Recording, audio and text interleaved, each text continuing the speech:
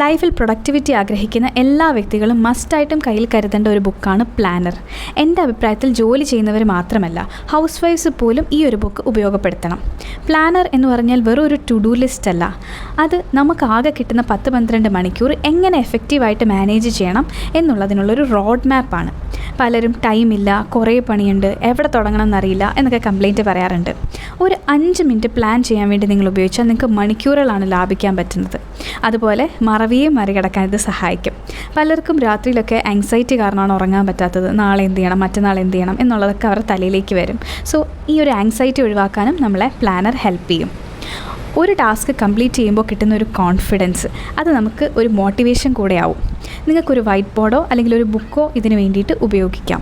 ബുക്കിൽ എഴുതി ഓരോ ടാസ്കും കംപ്ലീറ്റ് ചെയ്യുമ്പോൾ ക്രോസ് ചെയ്യുന്നത് തരുന്നൊരു സാറ്റിസ്ഫാക്ഷൻ ലെവൽ അത് വേറെ തന്നെയാണ്. സോ ഇത്തരത്തിലുള്ള ടിപ്സ് വേണമെങ്കിൽ do follow my page. Thank you.